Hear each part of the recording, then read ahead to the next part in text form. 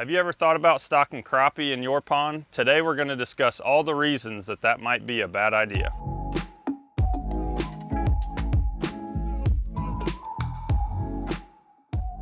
Hi guys, I'm Wes Goldsmith, Fish Management Specialist here at Aquatic Control.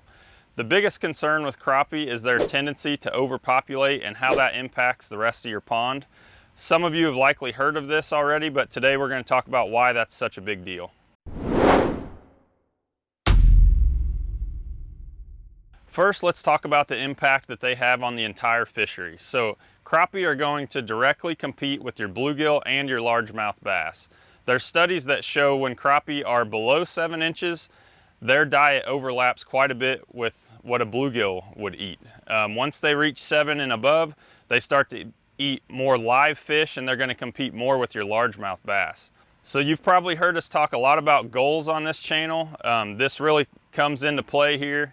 If you're wanting to grow big largemouth bass, you definitely don't want to put crappie in. If you're trying to focus on your bluegill, you really shouldn't put crappie in. Even if you just want to balance fishery, crappie really can complicate that plan. So with the exception of one goal for your pond, crappie are not a great idea. We'll talk about that one exception here in a minute.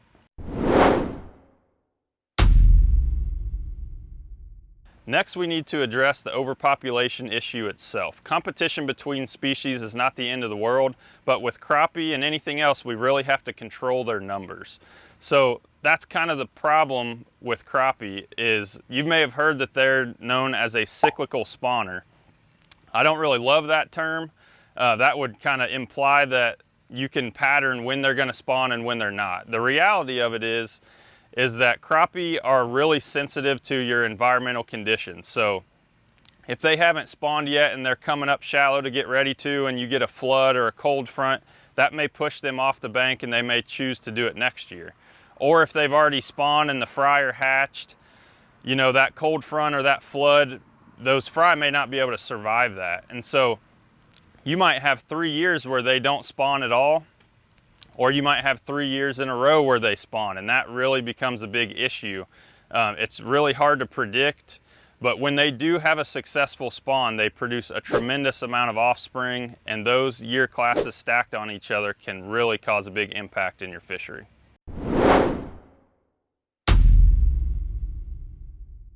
Once crappie become overabundant, they immediately impact the entire pond. The dynamic of your fishery can shift very quickly because of this, and oftentimes without you even noticing.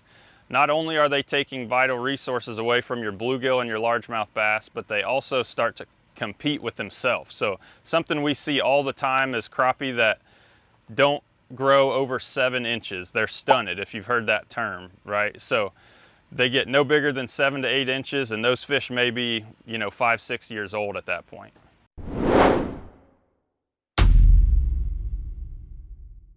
So back to the original question, should you be putting crappie in your pond? For us, 95% of the time, it's probably going to be no. Again, back to the goals of the pond. If you're trying to grow big bass, big bluegill, you even just want to balance fishery, crappie are going to make it more complicated and it's going to be harder to reach your goals. The one exception that I'm generally okay with is if your goal for that pond is to grow crappie. Your favorite fish to catch is crappie.